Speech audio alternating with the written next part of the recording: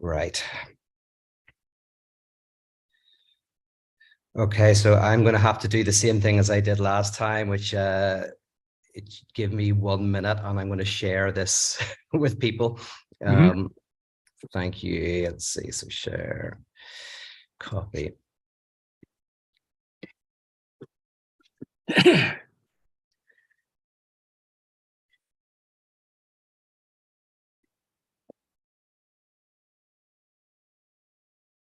Okay. Good old technology, eh? The great thing is, once this is done, I edit it, so all of this disappears forever. All of my mistakes.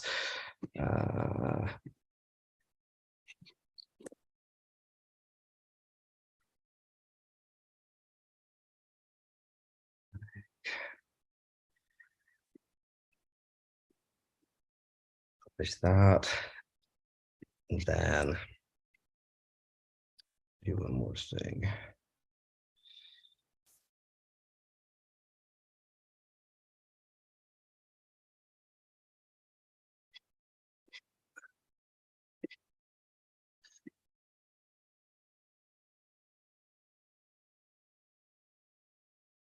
If anybody's watching this right now, I'm just sharing the link, the new link with everybody, and making sure it's all working. There we are, yes. Oh, great, people are coming across. Thank you, everybody, for seeing this. Hopefully this is going to work. If anybody's watching this right now, I'm just sharing the link. I have to turn the volume off. Okay. I'll give everybody a few seconds to come across. If you're watching this live, basically this is the second part of the conversation with Richard Boothby about embracing the void. And potentially Richard was saying that we may add a third conversation, which would be very exciting, where we look at the autobiography, Blown Away, and its relationship to embracing the void. So I want to hold you to that. That's a great idea. I'll just keep looking to see if people are migrating across. Yeah, that seems to be.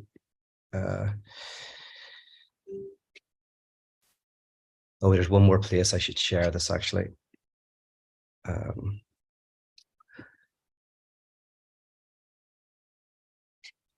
You can't actually get the book in the UK at the moment. I'm working on the manuscript. Oh, Embracing the Void you can't get? Yeah. Oh, really? Well, last I checked, so I hope the manuscript is close enough, the one you sent me, to the finished product. Oh, yeah, I think it is. Good. Yeah, Northwestern Press had some really bad distribution problems, which... Yeah, you were saying that. Did you ever get to the bottom of what was going on? The editor gave me 2 or 3 efforts at an explanation. I didn't understand any of them. So I don't know if she was just being evasive or what. I didn't get it. Anyway, I can imagine that it's a lot more complicated than I know how this thing is done, especially today. Yeah. Anyway. Right. Okay, well, let's get started. Hello and welcome to everybody who's watching live. This is the part 2 of the conversation with Richard Boothby, looking at the book Embracing the Void. And many of you are also doing the book study, which we started yesterday. We're taking 8 weeks going through every chapter. So what I want to do, maybe as a beginning, is do a little summary of, I think, kind of the main point of last week's conversation. And then, Richard, if you want to add anything to that. And then I've got a couple of questions to kind of move us into the second section. So the way I kind of saw last week is that to be human is to be oriented to a dimension of the other, that is what Freud called das Ding, this enigmatic dimension of the other, this unknown dimension of the other that fascinates us and that frightens us and that is the cause of our anxiety. And this is very much something that stays with us through our life, something we actually didn't talk about explicitly last week, and maybe you might want to say something about it, but is that another piece of terminology from Lacan, the objet putia, and its relationship to das Ding, but basically that this notion of the unknown dimension of the other continues to haunt us and fascinate us in our lives, and this will connect in some way with the religious impetus. Do you want to add anything to that? I can actually. We didn't cover it at all last time, and it's really worth emphasizing this, both to clarify Lacan's concept a bit, but also it's just intrinsically really an interesting part of all this. If, as you're saying, Lacan asserts that the relationship to what is unknown in the other really is a formative milestone in the evolution of the human being and the emergence of a human being in infancy, this awareness that the mother figure and every other fellow human being poses this kind of unanswerable question about, above all, what they desire, and of course, what they desire of me. What am I in their eyes? I mean, we all know that development often almost typically takes this path, that the growing human child tries to second guess, tries desperately to fill in the blank about what the parent wants of them, what will please them. So we style ourselves as the sort of fulfillment of what we dimly sense and try desperately to figure out about what the other really wants of us, why they love us, and how we can make them love us more. Objet is a kind of clue, you might say, to this whole problematic of what is unknown in the other, but especially also when we remember that what is unknown in the other is a kind of correlate, a kind of partner, a kind of mode of access to my own unknown, my own unconscious. So for Lacan, I come to myself, my truest and most innermost self. I come to that by a detour through the other, which, of course, as you say, involves anxiety. By the way, this way of looking at it illuminates what Lacan repeatedly says is his most kind of fundamental assertion. That is, human desire is the desire of the other. Mm-hmm. In some way, my innermost longings are always circuited through this detour in what I struggle to know about what is unknown in the other. Yeah. I mean, I love the idea that, you know, even our most intimate fantasies are less about how I enjoy, but more how I think the other enjoys me. Like how I try to make sense of the other's desire for me. Right, exactly. By the way, just as we go by it, we'll come back to Objet in a second, but which is also really, really interesting. We haven't talked about it at all. But another really interesting feature of this theory of Lacan, philosophers have sometimes struggled with the question of what sometimes they call other minds. And there have been a number of philosophers who have caught up in this question of other minds, and they've answered it with a kind of solipsism, as philosophers call it. Solipsism is the idea that really I am the only subject. Everyone else is a kind of a machine. I'm so completely cut off from what they think that I sort of negate it altogether. I remember having a professor in graduate school who knew Ludwig Wittgenstein, the great German philosopher transplanted to England. And he said that Wittgenstein was not only fascinated by this idea of solipsism, that maybe you are the only subject, but he actually, this was John Findlay, he said, actually, he believed that Wittgenstein actually thought this of himself. Yes. He was the only actually existing human subject. Anyway, the Lacanian view absolutely rules that out. Not only is solipsism impossible, but this idea that I'm the only subject, every one of us is, you might say, first of all, in the other. And we have to, in a certain sense, reclaim ourselves. We have to win ourselves to become ourselves. In other words, we have to find a way to be an independent self, not simply repeating or second guessing the other, but actually taking over some kind of territory of desire as our own. Yeah, they call it, joint attention, where the child at a certain age becomes interested in where the parents' eyes are looking at, and they start to attend themselves to where the attention of their parent, like where that alights, where that sits. And I think of it in terms of even as an adult, when you fall in love and you encounter somebody else, something of their desires start to become yours. You start to take an interest in the things they take an interest in, and they start to feel like your desires, so much so that people talk about, oh, I find my authentic self, almost like, oh, this desire was in me and I never encountered it till I met you.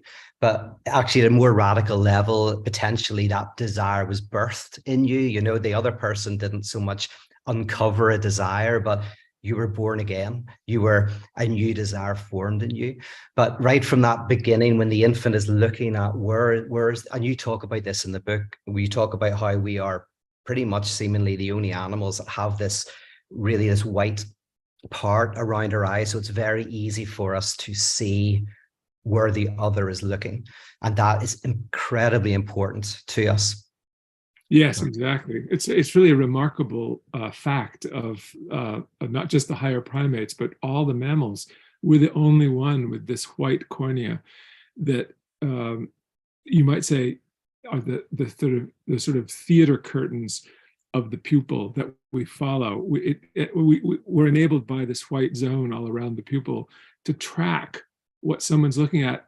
Even at an amazing distance. We can see across a broad boulevard. We can see quite precisely where someone's gaze is aimed, and especially, of course, when it's on us. Yes.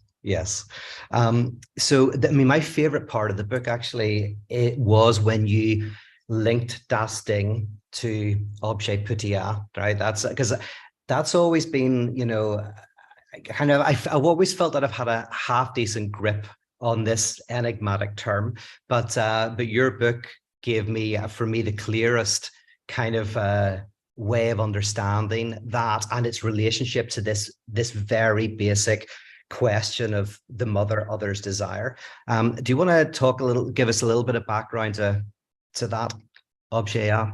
One of the most important features of background to put out first is Lacan himself it really appears that he chose not to try to clarify this relation too much. In fact, to my knowledge, he only mentions the relationship of das Ding and objet A once, which is completely astonishing. Later in his life, he says, if I had one really signal contribution to the history of Freud's thought, it was objet A. That was it. That's what I really brought to the table that was new. But in the 16th seminar, so quite late in his teaching, I mean, he's over 70 years old, he lets this very, very brief little note drop. He says, objet A is what tickles das Ding from the inside. It's really very amusing and but fascinating sentence. Thus, the objet A is what tickles das Ding from the inside, indicating a very intimate relationship between these two concepts. I mean, one of the clearest ways you described it was that example from Freud. I don't know if you want to mention it, but about the young woman who went into the shop, felt this sneering grin. Again, that was incredibly clear example, I think, of how these two link together. I don't know if you want to mention that. It's a beautiful example for a lot of reasons, not least of which is this little case vignette appears in the unpublished, what we now call the Project for a Scientific Psychology. In fact, that was Freud's name for this bunch of notebooks he sent to his friend Wilhelm Fliess. But the idea of Das Ding is laid out just a dozen pages or so before this little case vignette of a young woman he calls Emma. And Emma has this terror of going into shops. And she really gets traumatized when she goes into a shop and she feels that the two assistants in the shop are laughing at her.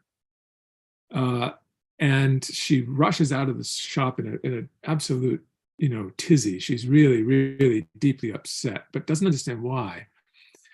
And Freud works with her and helps her to recover a memory in which, as a young girl, she went into a shop and the older shopkeeper, much older apparently, than these two shop assistants who laughed at her, or so she thought, this man groped her genitals through her skirt.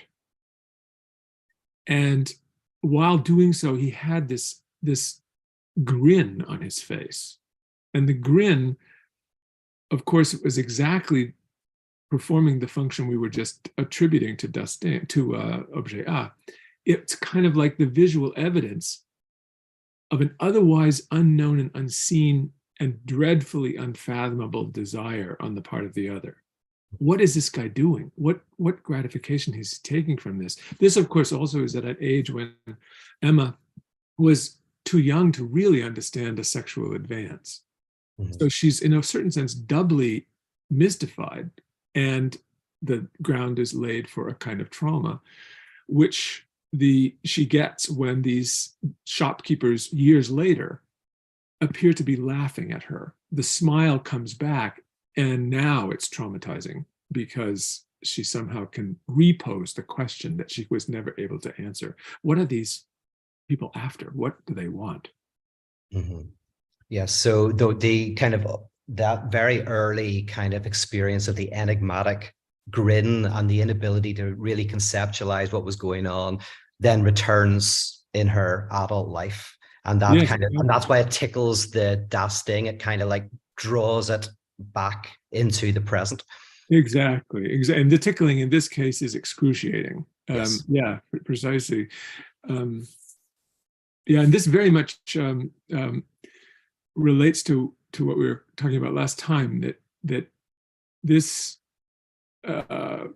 question of this potentially traumatic question of the desire of the other is, in our usual dealings with our fellow human beings, it's remaindered. It's almost completely out of court, you might say. It just doesn't come up. We are habituated to acting with one another as if we're breezily going along without a second thought, and certainly without any anxiety. We simply expect everybody to play their role in very everyday intercourse. The "hi, how are you" discussion we had last time is the kind of epitome of this, where we have all these ways of convincing ourselves that we know perfectly well what everybody's about. So we preclude any exposure to this potentially traumatizing question. Mm-hmm. And of course, that's what objet A does. Objet A could be anything. It could be any little trivial detail, which suddenly makes you realize, uh-oh, wait a second. I don't know what's going on here. there's something in this person that I don't understand. And then, of course, you're overwhelmed with a terrible pang of anxiety. Yeah. So is this why, I mean, you could say that, and this brings us to this concept of jouissance a little bit, but that this is always connected with some sort of impossibility, impenetrability, prohibition, that there's things that we like, there's things that we can take pleasure in, but this, what we're talking about here, is a type of jouissance, a pleasurable suffering. It's something that is always connected with the real. Yeah, Yeah. great. That's the perfect time to pose that question. What we really need to remember always with Lacan is that anxiety is the flip side of desire. That what distinguishes anxiety in the human being, and effectively this was already Freud's claim. He never makes it, I would say, fully explicit, but it's implicit, I would say, and also in Lacan, that anxiety is something animals don't have. Animals have fear, but we have fear of what we don't know, what we can't see around the corner. An animal needs, you might say, a rustling sound around the corner to alert it that something's around the corner. We can be terrified by the silence. We can be terrified by somebody who looks too buttoned up, too smooth, too cool. And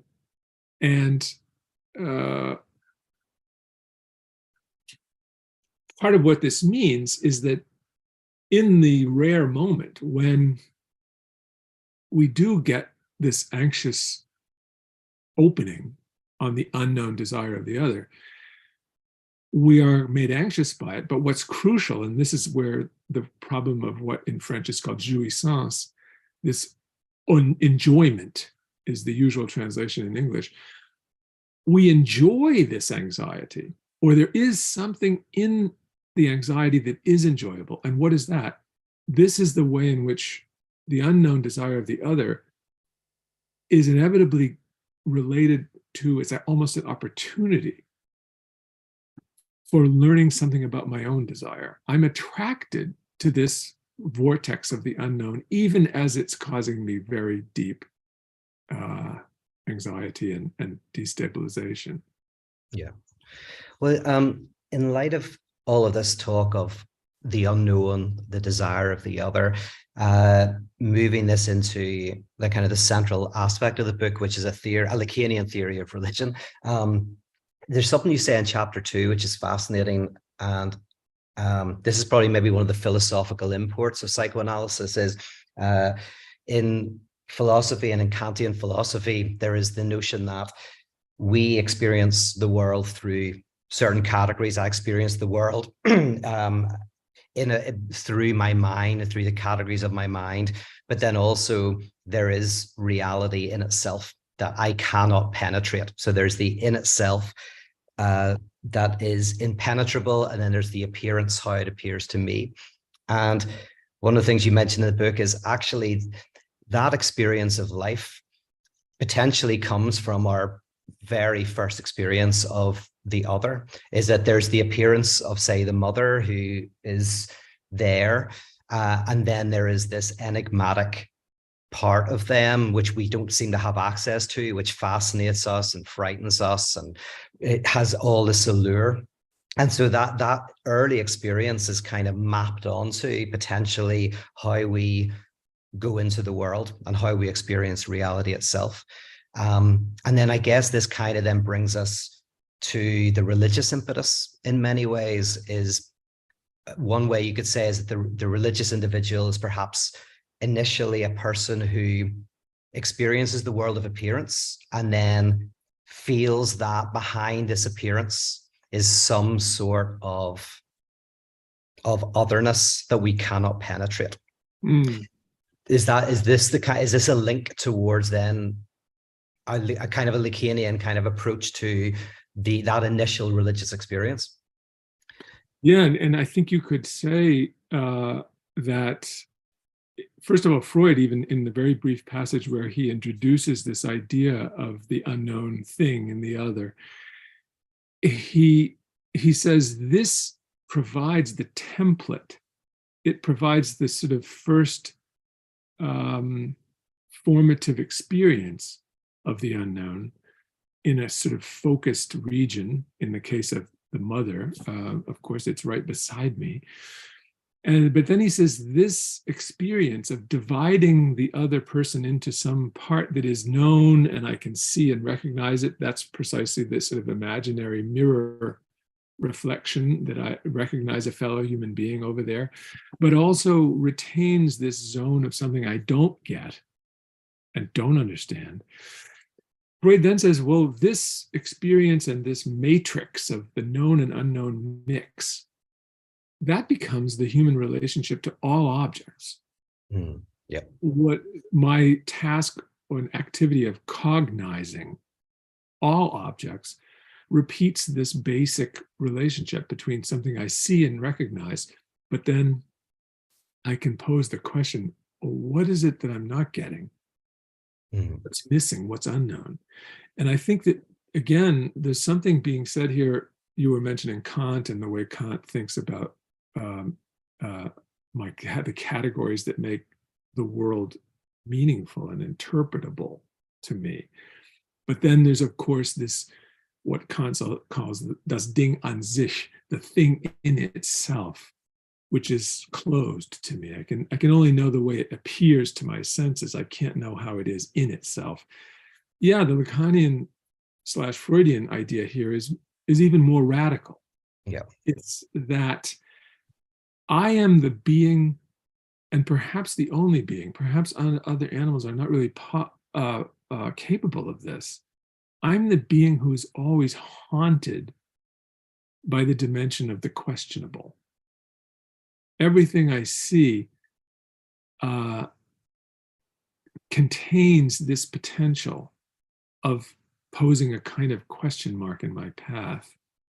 And by the way, one way we can know this is the animal, to go back to the animal for a second, in experiencing its Umwelt, its surroundings. It gets a question, you might say. It's certainly, animals are certainly capable of wondering what's up, experiencing a kind of question, but that's mostly a matter of maybe hearing a rustle, seeing a flash of light, seeing a motion, and the animal will turn its attention to see what's going on over there in the thicket. But human beings, I don't know how confident to be about this, but it seems tempting to say that human beings are the only animal that can be freaked out by silence or by lack of motion. They kind of go, oh, it's too quiet in here. Yes. And by a sense of something weird is going on. like almost like a sense of being looked at. But like whenever a human being can be alone in a room, I remember Darren Brown did this. He did a very interesting show. I think it was called How to Convert an Atheist. Darren Brown's a magician. He's very big in the UK.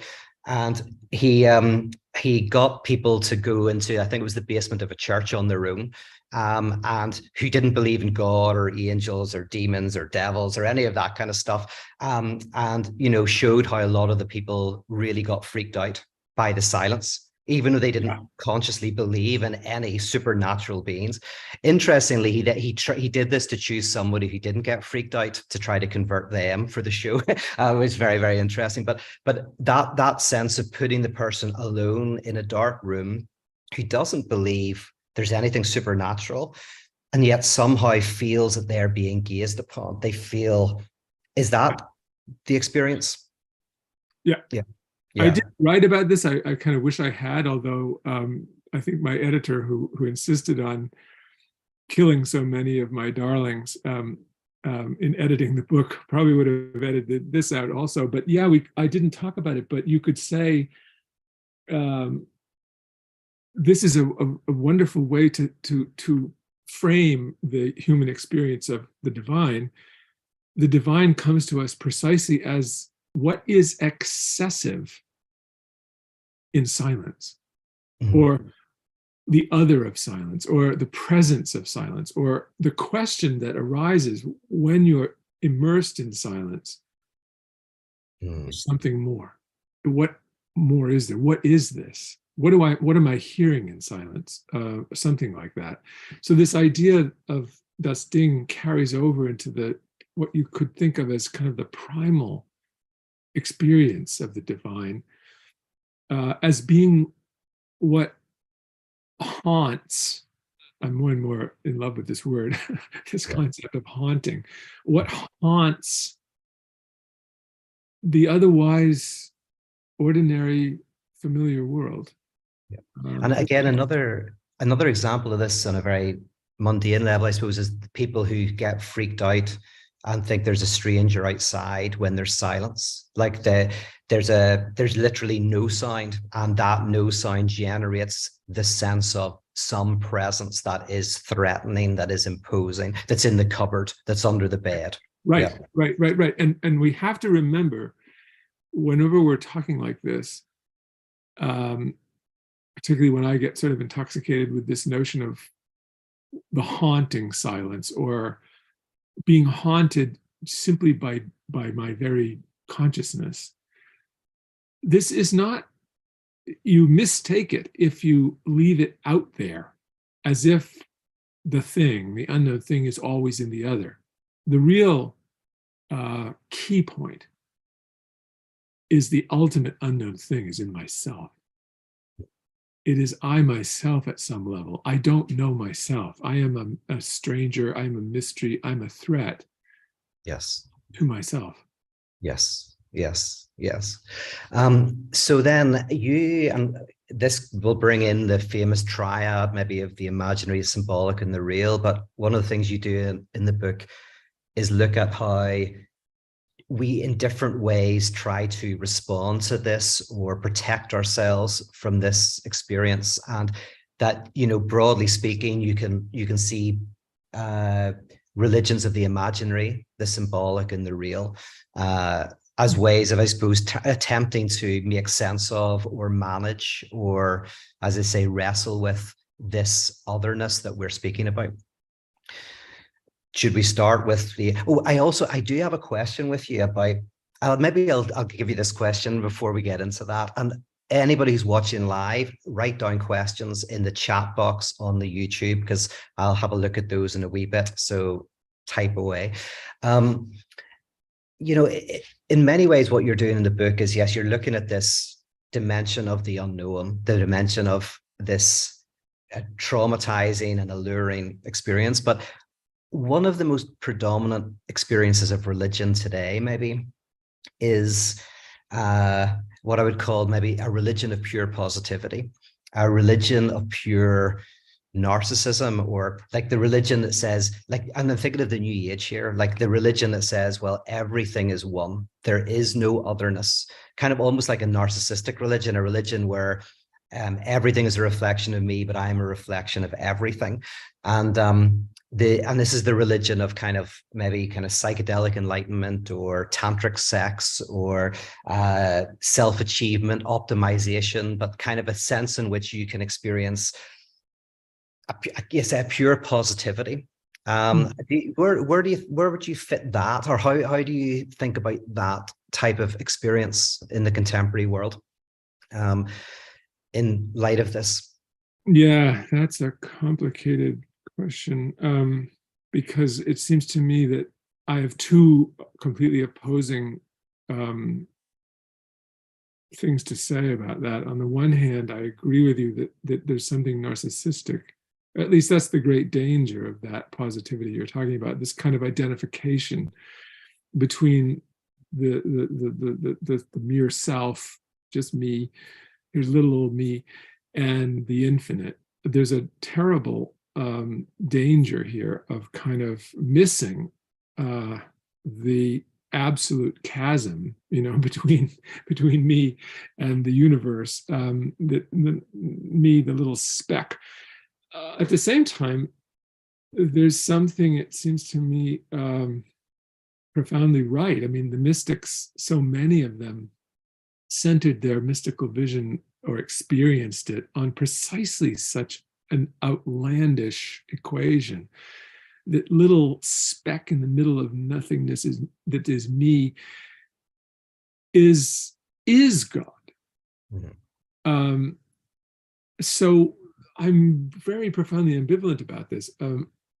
But one thing that is for sure, if you are going to experiment with this intersection between the self and the infinite, or between the self and the absolute, between the self and God, at some point you're going to have to allow, at the very heart of the entire problematic, something like this dimension of not positivity but negation, of what is intrinsically out of sync and a question to itself on both sides of the divide. I am a question to myself, and maybe the most mind-blowing conception of the divinity is the divine is a question to itself.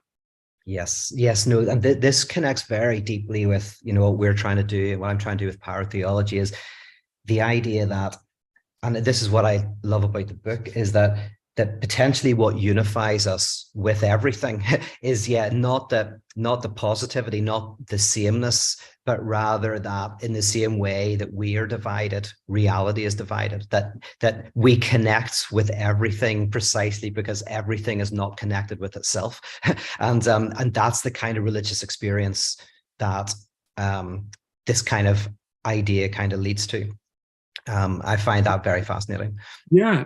What if, and I think, by the way, another strange thing about Lacan as a thinker is he, far more than Freud, refers to the other great figure, perhaps the greatest, I would say the greatest figure of German idealism of the 19th century, in the aftermath of Kant, Hegel. Georg Hegel, who born in the year Beethoven is born in 1770, doesn't live quite as long as Beethoven, but Hegel's idea is precisely what you're thinking, that the infinite is, you might say, willing to allow utter otherness into itself. So that, for instance, as Hegel sees it, Hegel didn't live long enough to see Darwinism. But I think Hegel, had he been able to know Darwin and Darwinism, I think he would have said, wow, this is exactly what I'm talking about. The absolute with a capital A, which really is a kind of homonym for God. The absolute is capable, in fact, it's the essence of the absolute, to allow an infinite number of weird, strange beings to evolve into reality. Yeah. And then they pass out of reality into extinction. Now we're told 99% of all the species that have ever lived on this planet are now extinct. This kind of unbelievable theater of rebirth of new, stranger forms. Is it conceivable that the divine creation doesn't finish on the sixth day and rest on the seventh, where everybody's kind of been perfectly, rendered in their particular body and role? What if what is divine is precisely this openness to the absolutely new, openness even to something almost completely playful, completely unexpected, complete departure, outlandish animals? And isn't this exactly what we see? We see this kind of crazy zoo of the most astonishing things. The more you know about the living things on this planet, the more you think God has a fantastic sense of humor. Yes. I mean, it seems like that's, to make these connections, go like the kind of the notion of a self-divided God, and Christ, my God, why have you forsaken me, is potentially a religious way of saying what we see in multiple traditions. In modern physics, we see quantum indeterminacy. In mathematics, we see incompleteness theorem. In biology, evolution. All of these are different ways in which things are not at one with themselves. The biological organism is not at one with itself and generates incredible complexity. Or democracy, the not at oneness of the social body that generates society. Quantum mechanics, the not at oneness of quantum reality, is what bursts everything. And I just find this, fascinating that potentially, all of these are pointing in this Hegelian direction, which is that actually reality itself is not one or many. It's not one. It's a kind of like and maybe the name of God in some respects is the name of that antagonism itself. Yeah. I think we mentioned this last time briefly, but it certainly has helped me in trying to navigate these ideas. Again, we have to sort of remember, I'm sort of filling in the blank that Lacan expressly refused to fill in. So all this enterprise of this book I've written is really kind of dangerous in the sense that it's not the Lacanian theory of religion. It's a Lacanian theory of religion where Lacan himself refused to give one. But one way to talk about this notion of a divinity, and by the way, it's also not a book. My book is not a book that says there is a God. It says there is in us this worshipful posture, which is complicated, but rooted in this problematic of the unknown.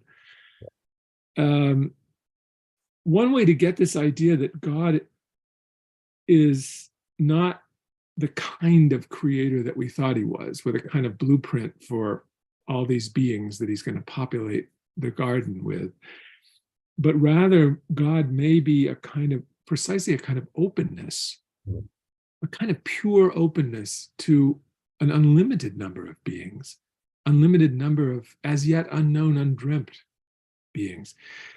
One way to get this is very approximate. It's not, you can't take it very far, but it evokes it in imagination, which I've sometimes used this as with my students. Imagine the traditional creation story where God in 7 days comes up with, the separation of the waters and the land and the creatures that crawl on it and so on and so forth.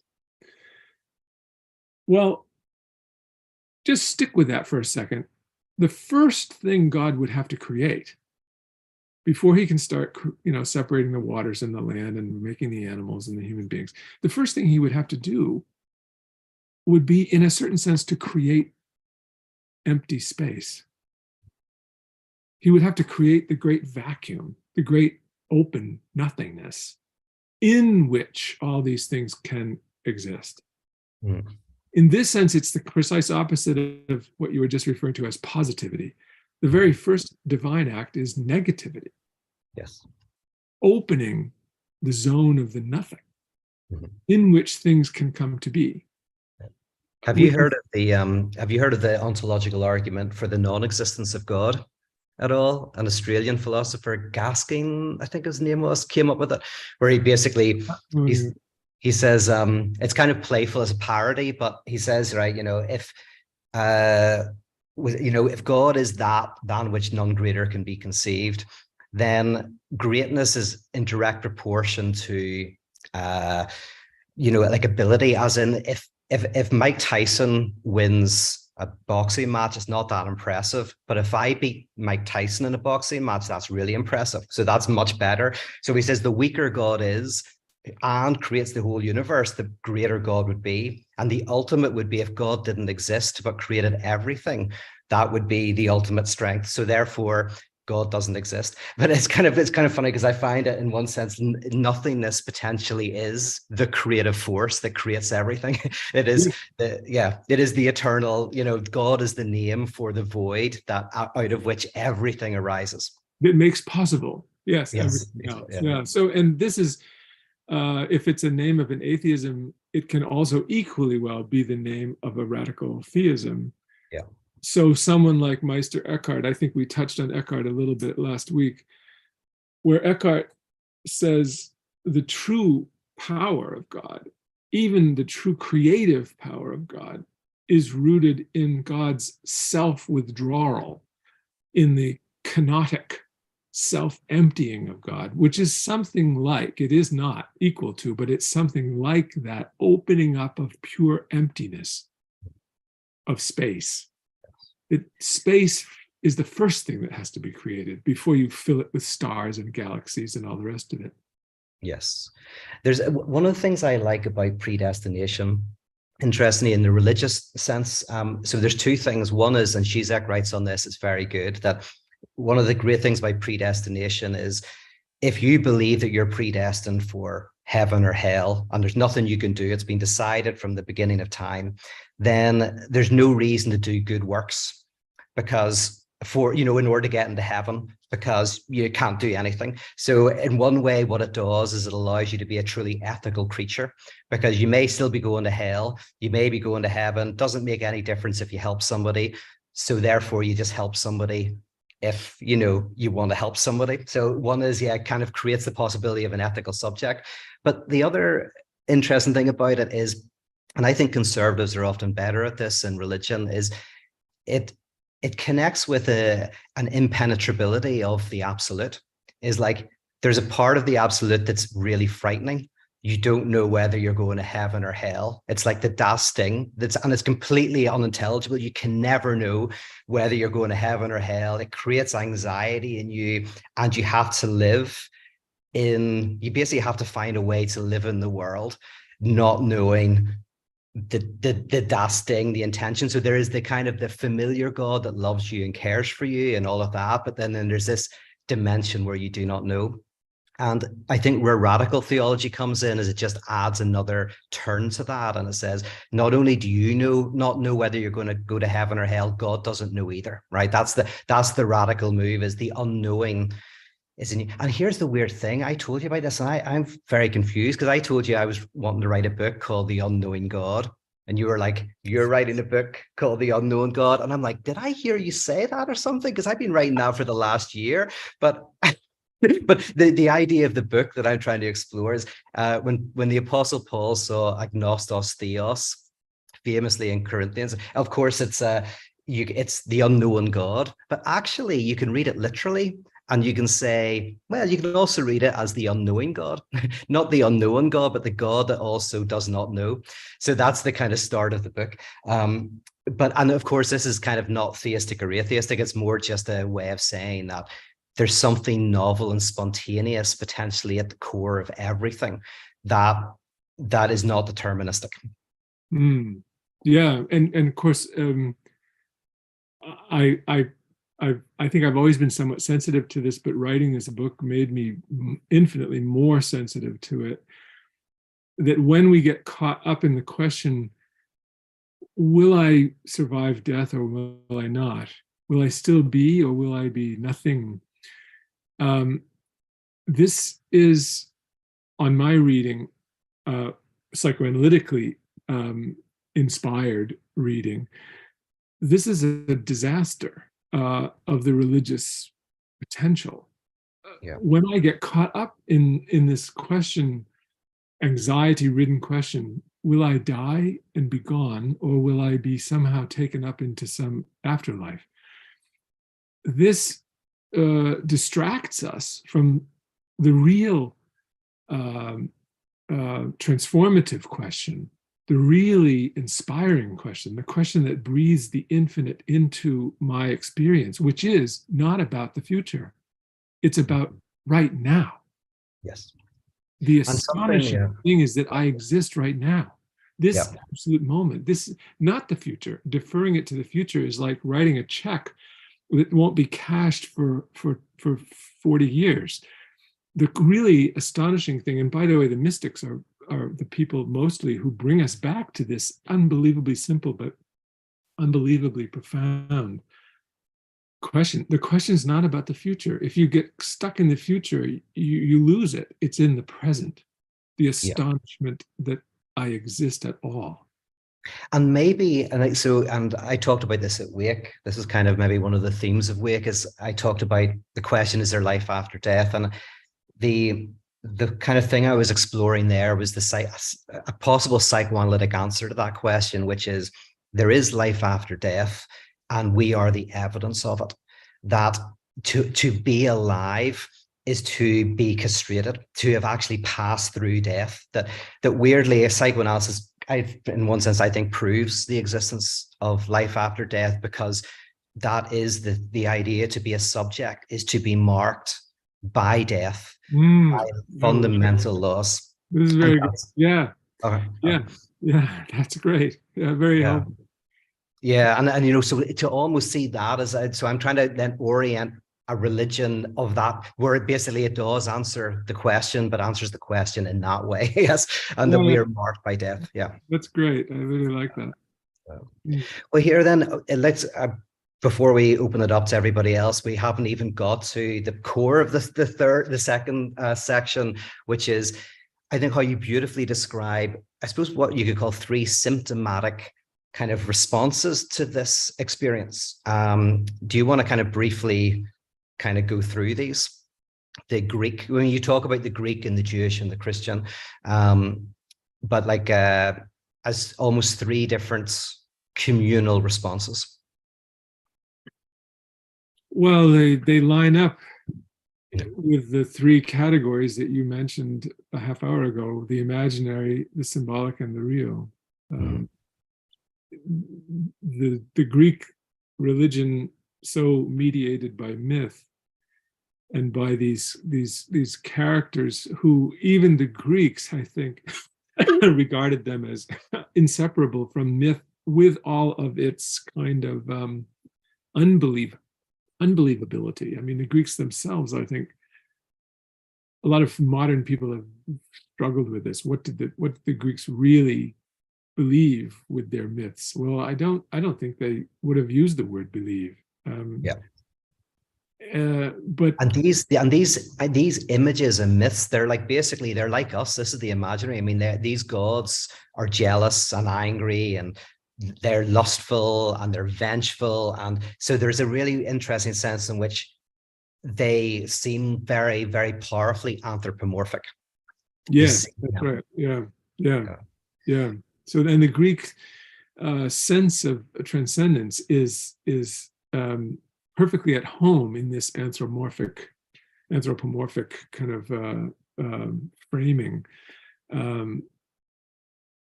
And then you get the problematic of the symbol of the signifier, really centered in Judaism, where, and of course, a gigantic step, absolutely crucial step toward Das Ding. What is this voice that apprehends, that accosts Abraham and basically brings him in face to face with the offer of the covenant? That this voice of from the burning bush that accosts Moses is a perfect embodiment of this unknowable other. Precisely where the question is precisely, what does this other want of me? This incarnates now in the experience of Abraham and Moses, the psychological and now theological impact of this notion of Das Ding. And then the question, quite understandably, becomes, how do we name this thing?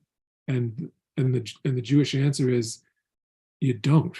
You scrupulously refuse any adequate naming. So what you might have called God, no, you have to just use Hashem, which in Hebrew is simply the name. By saying God is the name, Hashem, I worship Hashem, I'm self-conscious that I'm worshiping something which I don't know how to speak. I don't adequately understand what it is I'm talking to, what I'm appealing to. So much so that, at this point you would say, well, why didn't Lacan, if he wanted to sort of really champion a particular religion, Judaism would surely be it. I mean, this is the Lacanian religion par excellence, the religion of the word, of the signifier, and of all the unconscious cargo of the signifier, the unconscious potential of signification, that we never truly know what we say. And even when we hear someone else say something, we're always left with a margin of unknowing. What did they really mean? Okay, I heard what you said, but what are you really trying to communicate to me? What are you really doing with me here? Judaism would appear to be the Lacanian religion par excellence.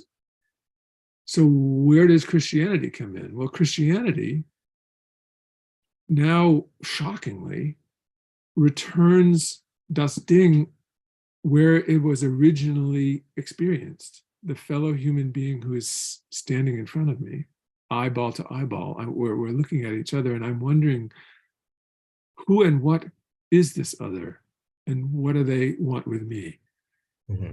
And to demand then that I embrace this other with unqualified acceptance and love, even when I don't know whether they are a friend or an enemy, I unqualifiedly embrace them anyway. Mm-hmm. This would seem to be the ultimate religious formation on Lacanian grounds, where das Ding is returned to its original site in the fellow human being that's exactly across the table from me. So yeah, this is what I love in that section. Is it's basically what I see you do in religion is paint a picture of a type of return to the other, and you see this in what Jesus says. Which, I mean, I don't want to simplify too much, but you could say, right, the Christian church is precisely a defense against this. That we have individuals and we have people who kind of talk about this idea, but it's never.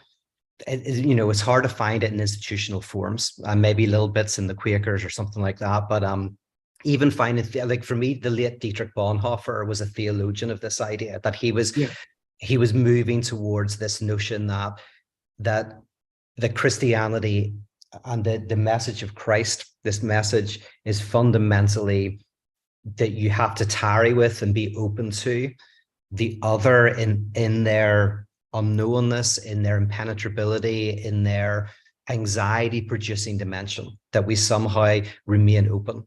And in doing that there's a fulfillment of religion. Yes, exactly. And then the other big push, the other big point in the book is to say, this is where the Christian, the would-be Christian or the Christian enthusiast hits the brick wall, having maybe felt for a moment, Christianity wins in the contest of religions. It comes closer to the unconscious of Lacan than any of them, which I think it does. It also then marshals the most extensive and most problematic defenses, symptomatic resistance.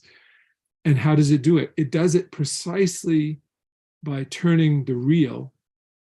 Yeah, loving the enemy, loving the neighbor is hard enough. Loving the enemy is a real problem. Yes, you are then faced with something like what Lacan called the real, embracing the real. That would have been, by the way, an alternative title. Embracing the void, it could be embracing the real. But how do you avoid avoiding? I mean, how do you avoid this terror? Well, I think you do what Christianity unfortunately did, was you cease to really focus on this life. You focus on the next one. And you cease to focus on the other, Christ in the form of the person who I'm talking to, or even just the person I'm sitting across from and I haven't yet had the courage to talk to them. Mm-hmm. That was the Christ that the itinerant rabbi, Jesus, pointed us toward.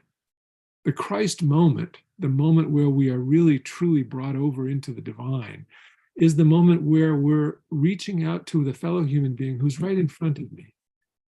Yes.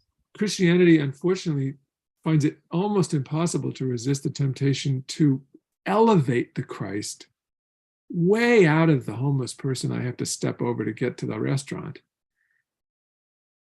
The Christ is elevated and taken up onto the right hand of the Father, and there he rules with a crown in some other dimension, which hopefully we might someday get to if we're really good boys and girls. This transcendentalizing, this kind of lifting up into another realm of the Christly, of the challenge of Christ, of the challenge of love, of acceptance, the challenge of the Lacanian real, what we don't understand and don't, in a certain sense, can't stand. Yeah. And this Well, is what makes Christianity so dangerous to itself. The irony is, of course, it's not just dangerous to other people. By the way, it has been. I make the argument without really giving it enough real proof, but I make the argument that Christianity has not only been the world's most popular religion, the most often assumed religion, but it's the most dangerous religion, the most violent religion. Mm-hmm. And I think that it ironically comes from the way it came closer. It came terrifyingly close to our internal truth. Yeah.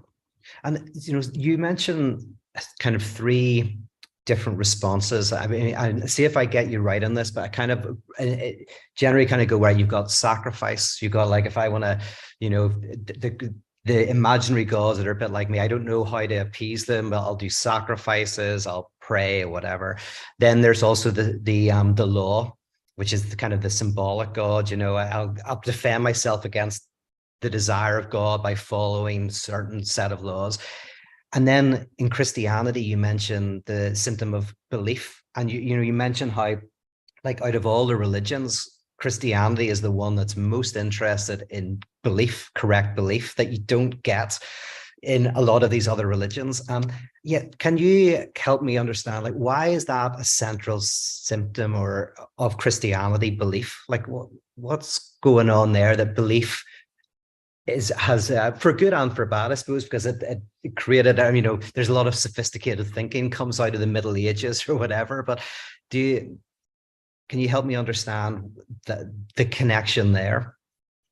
You're right. I do take that risk. I think a lot of people would be tempted by the idea that religion of all sorts can be reduced to belief. And you're right. I basically say, no, Christianity invented the religion of belief. That even Judaism doesn't invest in belief in the same way, and certainly not Greek polytheism. Right. I give one of these writers, a French writer who wrote a book about the co-problematic of belief. I don't, did the Greeks really believe their myths is the title of the book. And I give him an awfully hard time because I think it's the wrong question. The beliefs, the Greeks did not believe their myths at all. The myths were in another category, they were beyond and immune to contradiction. There was no problem if you had myths that said totally opposing things, because belief was not the point. Logical consistency was irrelevant. They didn't believe them. They were simply inspired by them. Is it a little bit like, I always, I saw a joke one time, but it was a company that was making mugs, and it made a mug, World's Greatest Dad. And they said, listen, we can only make one of those to be logically consistent. There can only be one World's Greatest Dad. So I kind of think, like, it's the same thing. If you say my dad's the greatest, or my child's the most beautiful child in the world, you're not literally making a claim that your child is objectively the most beautiful child in the world. And yet also, you can't say to them, yeah, but you don't really believe that. Like, there's a way in which they're fully believing it, but it's a different category of belief. Then there's a way of seeing how this embrace of belief, this sort of invention of the whole cult of credo, of I believe, we believe, how it solves the enormous existential crisis that Christianity opens. If we do take seriously the Christ teaching that our absolute call is to lovingly embrace not only our neighbor, but our enemy. If that's the game, puts us immediately in an impossible, unnerving, terrifying situation. And if we then immediately resort to belief as our quintessential religious posture, notice how it immediately excuses us from the unbearable anxiety of the Christ command to love thine enemy as thyself, not just the neighbor, but thine enemy. How? Because if we make belief the measure, then immediately all the people in the world divide into those who believe as I do. They're my brethren. They don't pose an anxiety to me because I know they have the same beliefs as me. So it holds out at least the hope that if everybody's kind of faithful enough to the belief, their faith, faithful to faith, then I am reassured that everybody who I might otherwise be afraid of and made deeply anxious by, everybody's on my side already. They're kind of approved. They're part of the sect that I belong to. They believe what I believe. Whereas the non-believers, the apostates and the heretics and the simply other people, they now are separated from me by a kind of chasm. They don't accept what I accept. And now I can write them off. I neither now have to really engage the challenge of love with the people who belong to my sect, because we all share the same belief and we've kind of bonded over that. And I can now rule out these people. In fact, the only challenge is not hating these people too much, the people who don't believe as I do. So belief, you might say, immediately divides the whole of humanity in this way between the shared believers, the ones who are on my side, and the apostates who are against me. And it solves the fundamental, the prime problem of the Christ directive to embrace and love everyone. I wonder if you could, yeah. I wonder if you could say that that Christian heresy of belief has a secular form that we see today, the secular heresy of, again, splitting people into, categories, political, cultural, social belief. And we want to hang out with the people who believe as we do, and we want to write off the people who don't.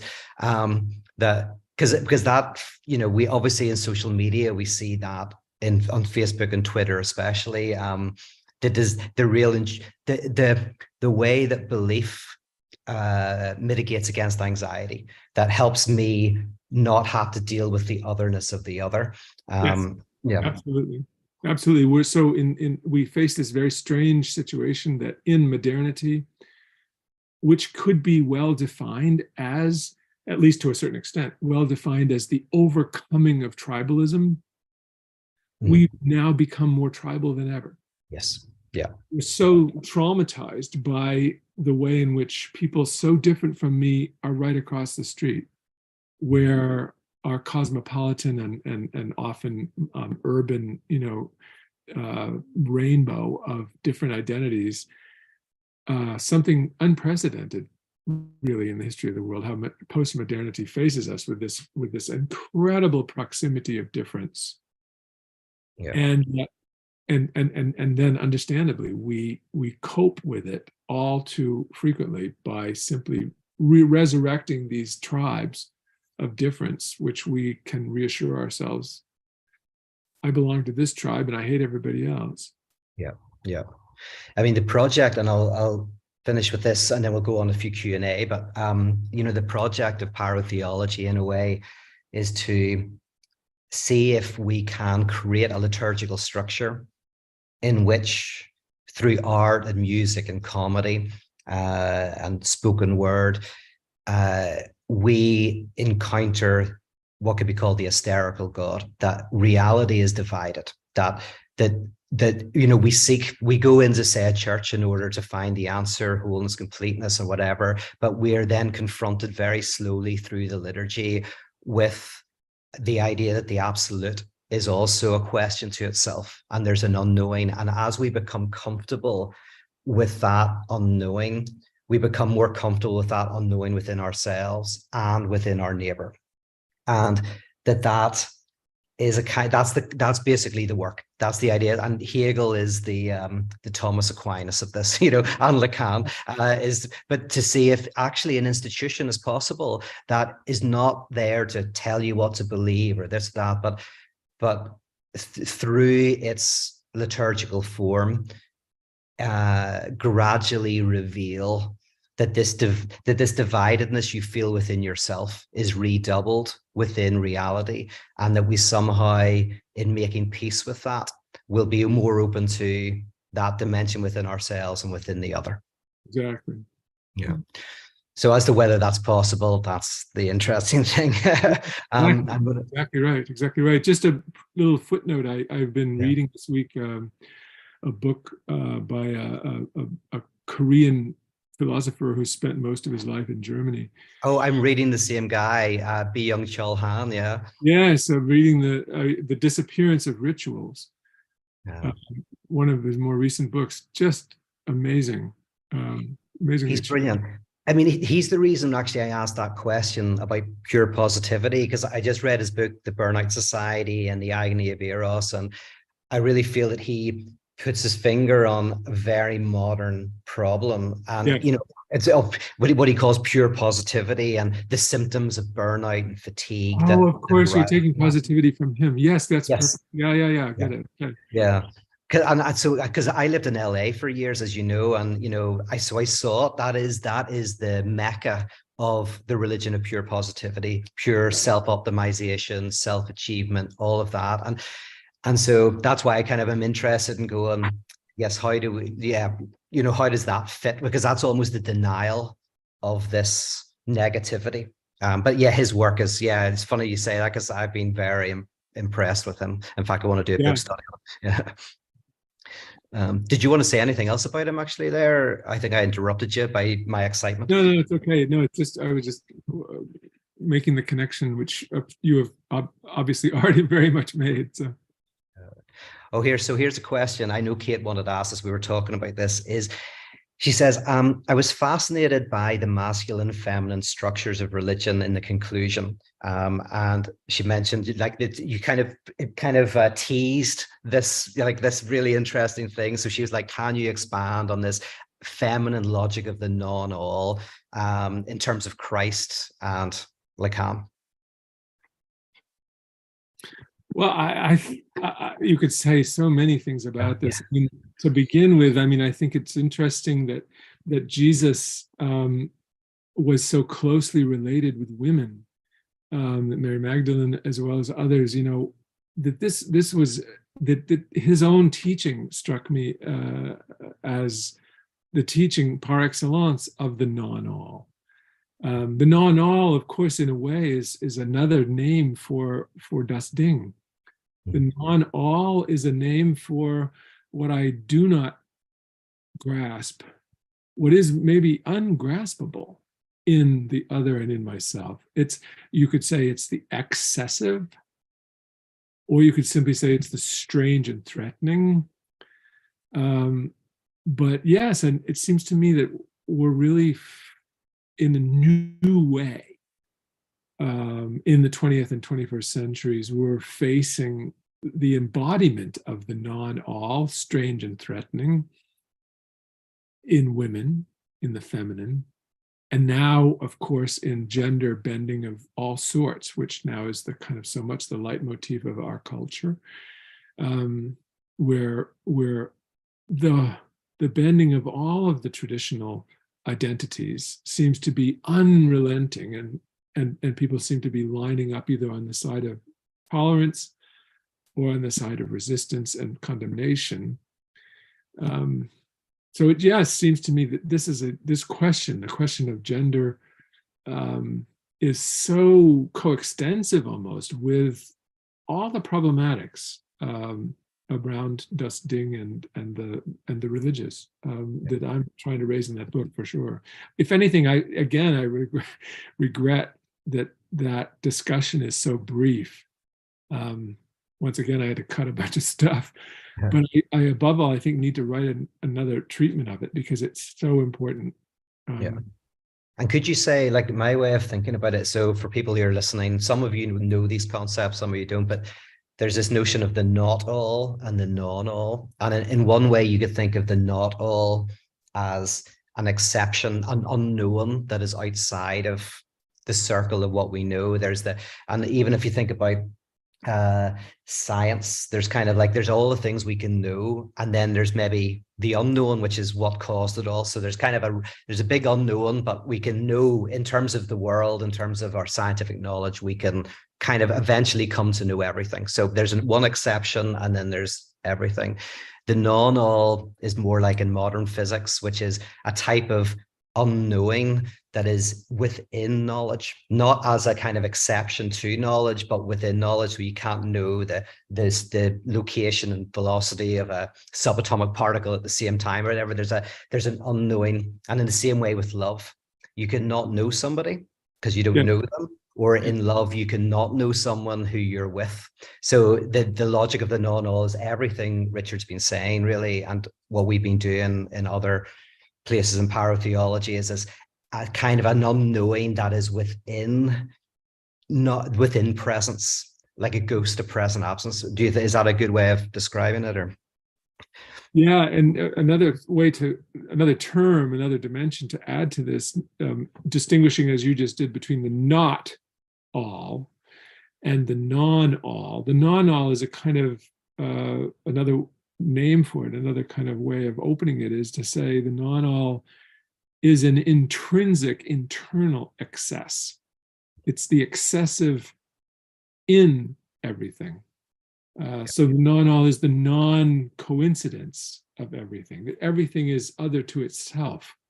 And therefore, whenever you embrace anything, certainly another human being, or by the way, embrace yourself. You're embracing something that will always outrun its own container. It's excessive in its very nature. mm-hmm. So in some respects, like you could say traditional religion, often God is an exception that is outside the world. But what we're talking about is the idea of the signifier God might refer to an exception that is within everything. Yeah. Yes, exactly. That what we traditionally call creation is universal excess. That it's the excessiveness of being itself. That everything is caught up in the sort of unfolding of the excessive. I'll jump in with another question. There's lots of discussion going on. I forgot to say, although people are doing it we've got a little tradition of people that say word question, and then I know it's a question. Otherwise, I can't find the questions. So there's somebody's done a question. Ken, very good. So I'm going to give yours. He says, is anxiety locked in then to how we feel? If so, if we become less anxious, do our feelings also open up to the sense of the void? Okay, so is anxiety locked into how we feel? And if so, if we become less anxious, do our feelings also open up to the sense of the void? Does that? Yeah, that's a lovely question. I take that question to be asking about, I mean, it would be all too easy to take what we've said today as a kind of celebration of anxiety, certainly a kind of embrace of anxiety. And I think there is something in that we have to some extent, achieve or aim at that anxiety is inevitable, and that it's up to us to come to terms, you might say, to open ourselves to even what makes us anxious. However, I think what the questioner here is putting their finger on, which is really valuable, it seems to me, is there, how much possibility is there that we can better posture ourselves in the midst of the anxious and not perhaps experience it as really excruciating anxiety? And I think this is a wonderful topic which we haven't talked about, and I don't talk about it much in the book, and that's another place I wish really I had unfolded something here, because it's really super important. How much can we shift and redistribute, repose to ourselves the problematic of anxiety, really allowing it to give us what it has to give without terrorizing us. And you could, I think, make the argument that what we usually call anxiety is actually the feeling we have of our defenses against the unknown.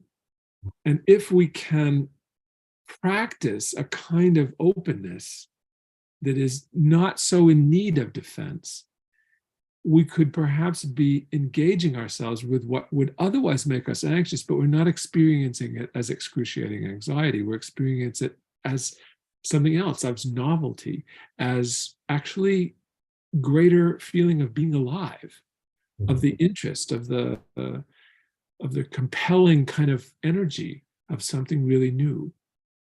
This is, I mean, I love, Søren Kierkegaard, and in relation to this is that on this tradition of that anxiety is a symbol of our freedom and our subjectivity, that to be human is to be anxious. And as you say, we don't see this in, other animals, to be a creature of language, to be a creature who in Sartre's terms is condemned to freedom. Anxiety is kind of like the truth. It's the truth. And I don't know if this is what Lacan means when he says like anxiety does not lie, it's the only affect that doesn't lie, but there's something about it tells us the truth about our position and what it is to be human.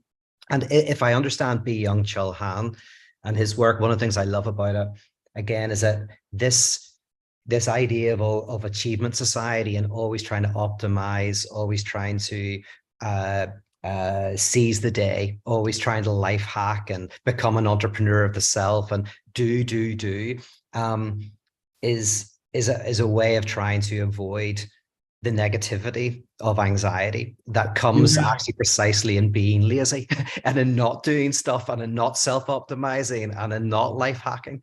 Just making a little note to myself here, note to self, just putting a big star behind, just before the phrase beyond anxiety. Yeah. And it's very sad that I didn't go into this more in the book, because this question really prompts me to think about it again. Anxiety, of course, is terrible. And it's not just terrible because it makes us feel bad, which it does, but anxiety has the effect of shutting our mind down.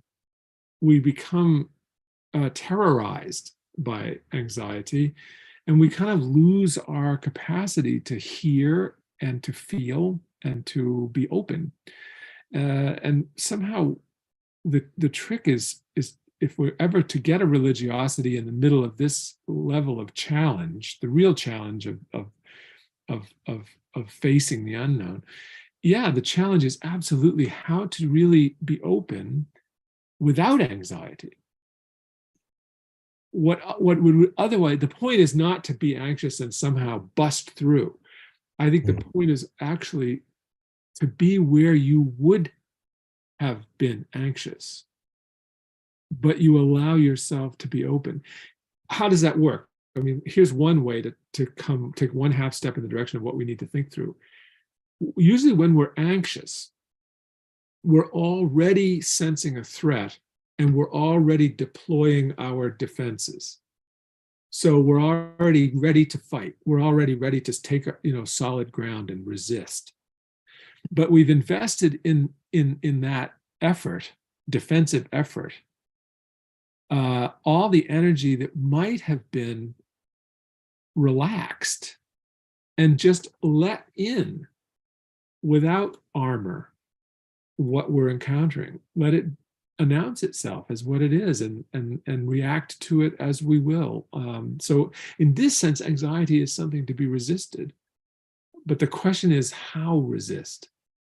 Do we just simply block? Or do we actually open? Yeah. A famous example of Sartre's, of the student who comes to him and says, my brother died and my mother's bereft.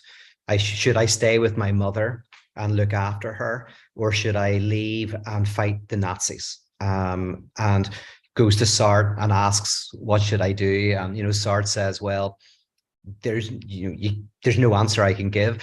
One of the things I like about this example is Sartre doesn't talk about this at all, but what the well, he does a little bit, but what the guy is also looking for is, what does the other want? What does Sartre want me to do? What, not just what should I do, but he's also looking for not knowing what an authority figure would say. And Sartre's response is, you have to somehow be able to embrace the anxiety of not knowing and not having an answer, and yet having to do something. Yeah. Which is often, I think, what we defend ourselves against by going to palm readers or treating the Bible like the Gideon's always has all the answers at the back. Any question you've got, there's a Bible verse for it. Or, we want someone to give us the answer, and somehow to be able to, and this is again why I want liturgy, like a regular place that helps us be able to, through, say, music and art and literature, to be able to stand in the unknowing, that I don't know what I should do and no one else can tell me what I should do, and somehow I can enjoy and embrace that and not defend against it. Yes, exactly. And that's what, in a bygone time, it still goes on. People still talk this way, but it seems to me it's lost some of its impact. When we used to say that the Spirit moves me, the question of whether you should go to your mother and be at her side, or go fight the Nazis, the question is definitely not one that someone else can answer for you, but your answer may be something unnameable, undefendable. It's just, the Spirit moves me to do this. I can't defend it even to myself. I can't explain even to myself and justify even to myself my choice. But all I know is I inexplicably am drawn to this. And that's where I have to go.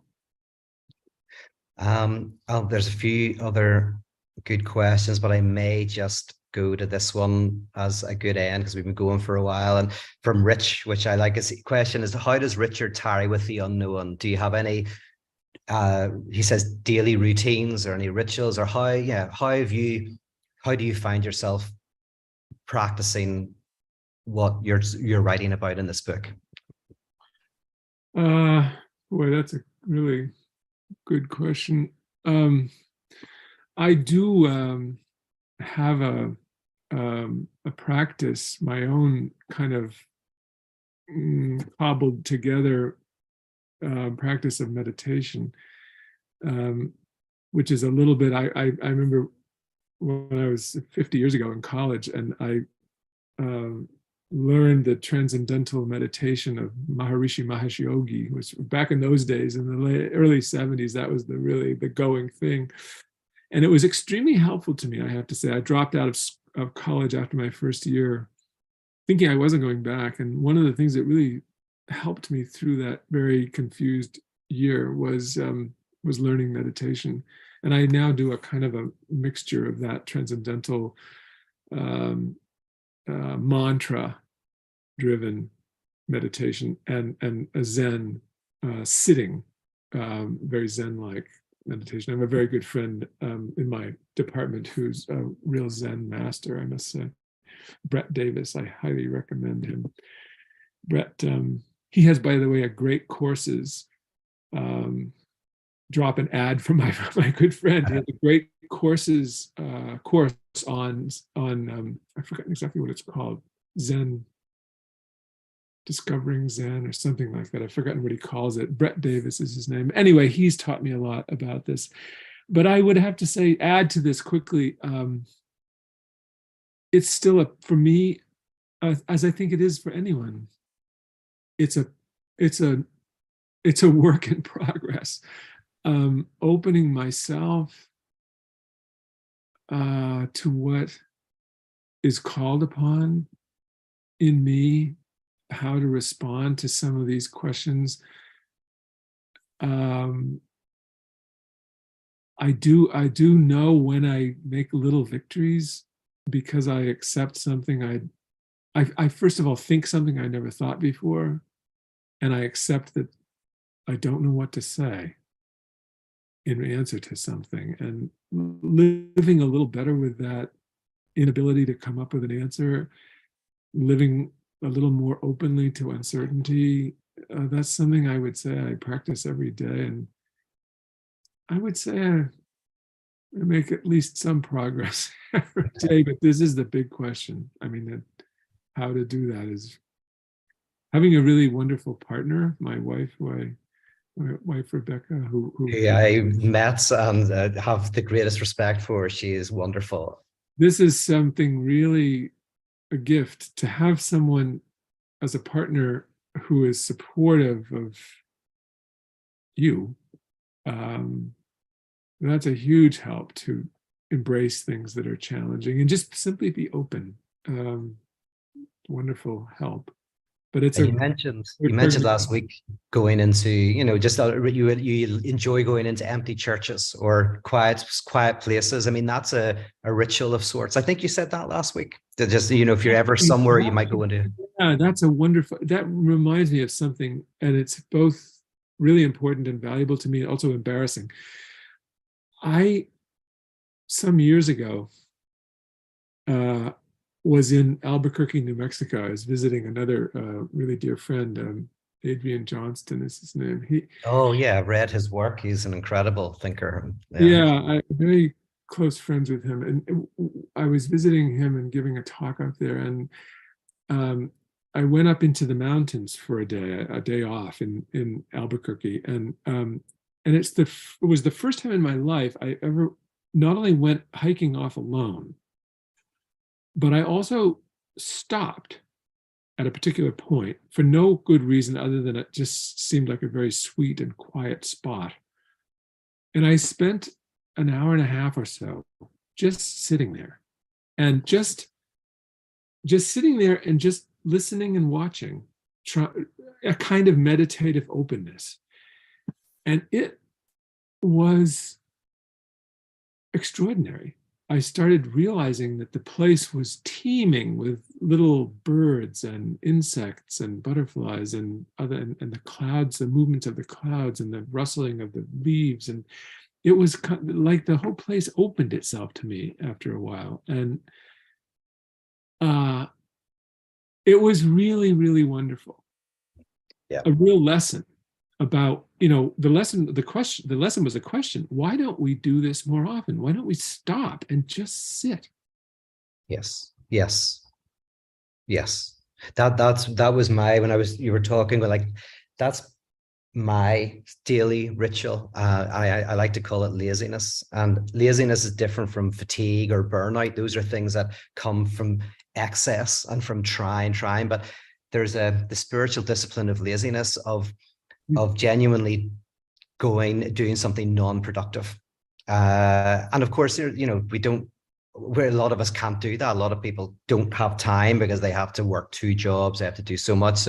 But as much as possible to carve out the space to do exactly what you're saying. And I just call it laziness because I don't think I should call it meditation as such, but I do. Whenever I take time, and not even to try to meditate or anything, just to take time to do nothing but to sit, that has been profoundly helpful. Profoundly helpful to me. Yeah. Yes, and of course, it's not only being open to what, back in that moment by the side of this rather happily lonely trail up in the mountains above Albuquerque. Not only was it being open to the bird or the butterfly or the trembling of the branch and the little breath of air or the changing of the sun coming out from behind a cloud. Those things I was really posing myself to be really open to. But the key thing I think is also is being open to, in that situation, sitting there over an hour and a half, what bubbles up in you? What's the feeling? And it could be some bad feeling. I mean, it could be, but just being open to it, and letting it happen, letting it take you, letting yourself feel it. Hugely valuable. Yeah, one of my favorite, I'll tell you, but one of my favorite icons, we used to run a thing called Icon, was a monthly event, call it Transformance Art. And it would often have, it was in a bar, and often there was music and DJs and there was poets and all of that stuff. And so my friend is a psychoanalyst, who you met, Chris Fry. Oh, yeah. He ran an evening, and everyone came into the bar and everything was set up, projectors and music and all the things that you would expect. And the first 20 minutes of the event was taking everything down, and then just creating a circle of chairs. And then once we all sat down, Chris said, rituals can be helpful and useful and connect us, but sometimes they can keep us apart. And he said, so tonight, icon offers you nothing. And then he just went silent. Yeah. And we all just sat. Yeah. And I hated it because, so I'm the one who's running this event. So I hate it because I've got all this anxiety of all the other people. And I'm sitting there going, I can't say anything. And I kept silent. And then beautifully over time, just people made little comments, and that silence was so productive and beautiful. But it created so much anxiety in me initially. It's like, I can't cope with this, because he didn't even explain it, didn't even explain what was happening, just said, tonight we give you nothing, and then just sat. And everyone just looked at each other, and it was beautiful. Yeah, it's a cliche, and yet we don't take it seriously enough that our mode of life in the postmodern world is so, we're always rushing somewhere to experience something or to buy something, or it's another phone call, we got to send another text or receive one. We're kind of, again, in a certain sense, we all know this. Mm-hmm. This is a kind of alienation and a kind of impoverishment of our whole consciousness, that we're so running like crazy. Kierkegaard, as you said, is such a master of this. His little essay called "The Present Age" is a perfect critique and identification and critique of this problem of modernity. And this is written in the beginning or the middle of the first half of the 19th century. But to really build into your life a kind of a refusal for some substantial period of time, refuse to be running around, or to be run around, given the run around by all this junk, enormously opening and healing and enabling. Yes. Well, thank you. That's a great place to finish this conversation. And as I say, I kind of thought that maybe we can have another conversation about your autobiography or the memoir. So hopefully we can arrange to do that, because I would love to continue this conversation. But I really appreciate the time you've given to this. And a lot of us are doing the book study at the moment, reading the book together. So I'll arrange for another conversation with you at some point. Great. I'd like that too, Peter. So thank you everybody who's watching live. We're going to put this up so people will be able to watch it after the fact, but I appreciate you all tuning in, and take care. I'm going to try and hang up on news, but not hang up on